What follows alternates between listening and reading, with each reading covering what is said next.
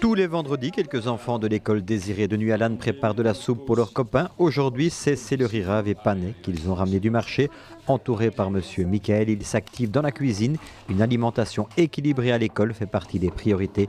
Pas étonnant dès lors que l'établissement a participé au concours Manger sain organisé par la mutualité Parthénamut. Tous les enfants ont apporté leur pierre à l'édifice. On a fait des photos avec des fruits et des légumes sur nous. Et c'était pour gagner un concours. On m'avait donné une feuille et j'ai peint des fruits. On m'a donné une feuille et on m'a dit de la dessiner en fruits. Quel fruit tu as fait? Une mandarine. Et le succès est au rendez-vous. L'école Désiré de Nuit a remporté le concours devant 25 autres écoles. Ce matin, les élèves ont reçu avec beaucoup d'enthousiasme un chèque de 3 000 €, un montant qui permettra à l'école d'acquérir du nouveau matériel. Donc c'est vraiment créer un potager pour que l'enfant puisse vraiment de la graine à l'assiette manger ce qu'il cultive.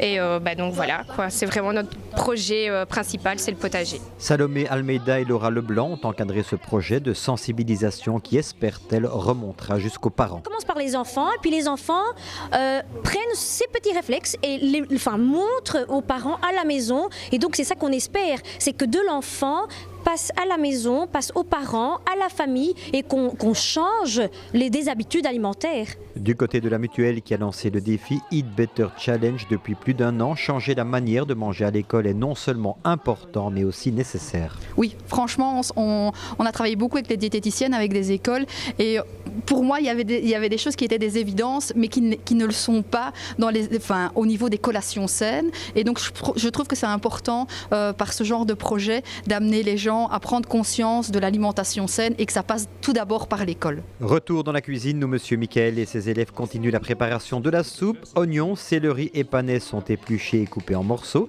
C'est à présent l'heure de la cuisson et au moment de notre départ, on peut vous assurer que ça sentait rudement bon.